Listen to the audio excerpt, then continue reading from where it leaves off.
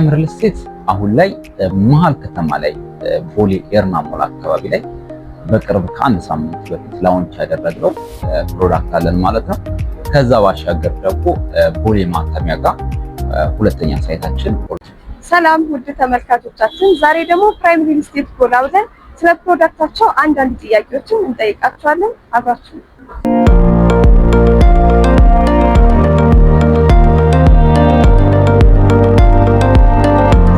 ሰላም ነሽ?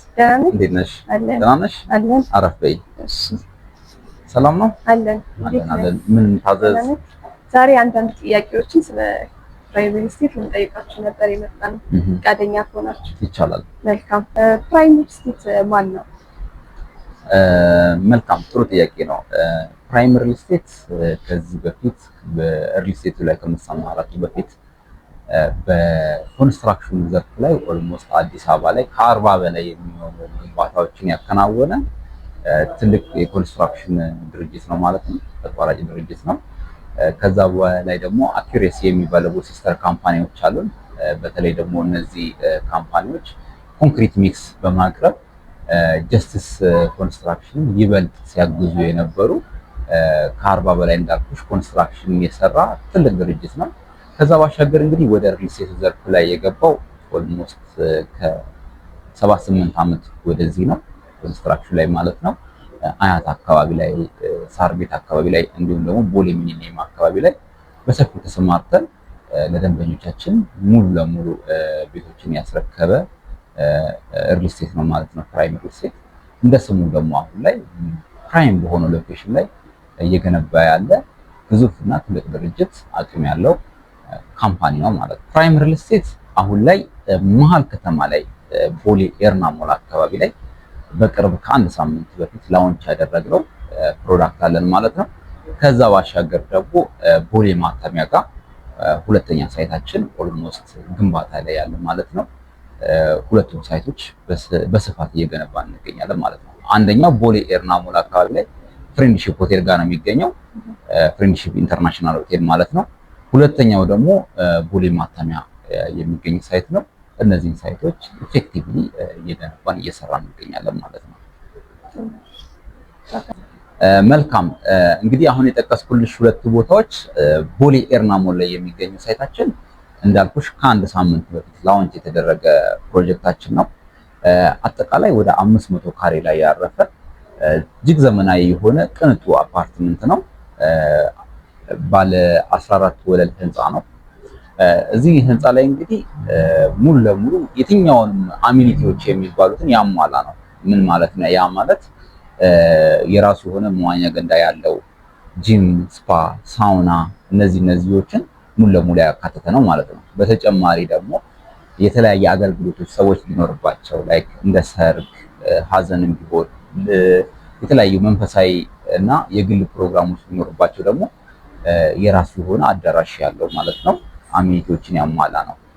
የቦሌ ኤርና ሞል ሳይቶች ላይ እንዳልኩሽ G+14 የሆነና 3 ቤዝመንት ሲደመር ግራውንድ ፍሎር የመኪና ማቆሚያ ነው አጠቃላይ ማለት ነው። ምን ማለት ነው? 4 ወለል የመኪና ማቆሚያ የያዘ ዘመናዊ የሆነ አፓርትመንት ነው ማለት ነው። ከዛ ባሻገር ግን አንደኛ ፍሎር ላይ ሙሉ ለሙሉ አሚኒቲዎችን የያዘ ይሆናል፣ አንደኛና ሁለተኛ ወለል ማለት ነው።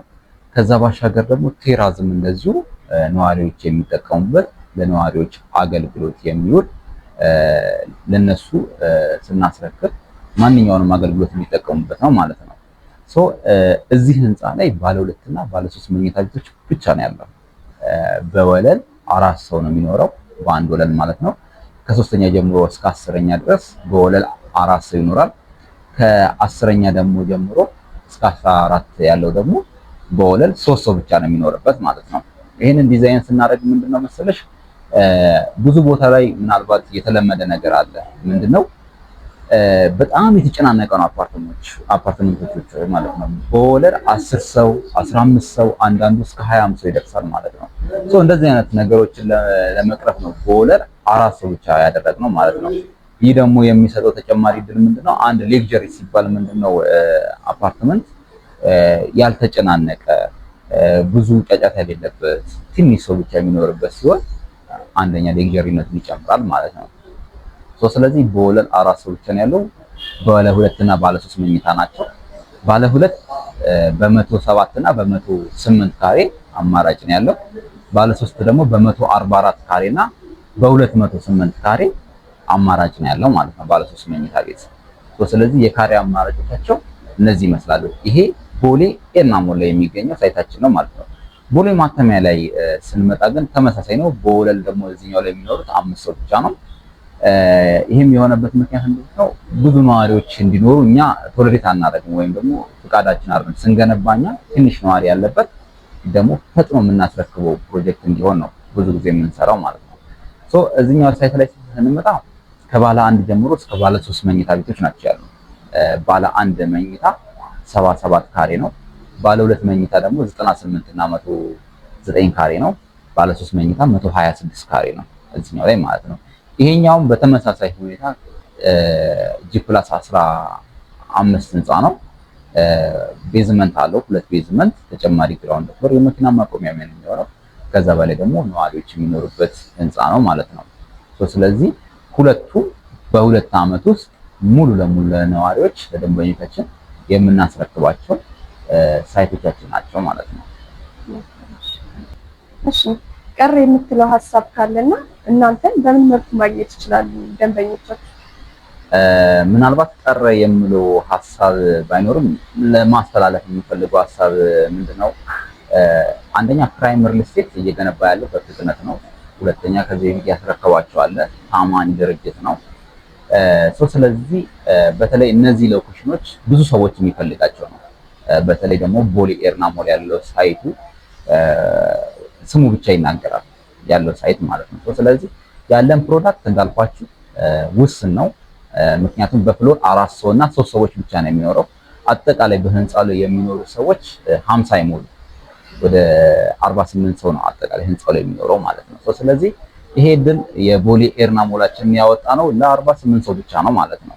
ስለዚህ ይሄንን ማንኛውም ሰው መጠቀም የሚፈልግ ሰው እድሉ ሳያመልጠው አሁን ባለው ፕራይስ ዋጋም ሳይጨምር ማለት ነው። አሁን ፕሮሞሽን ዋጋ ላይ ነው ያለነው።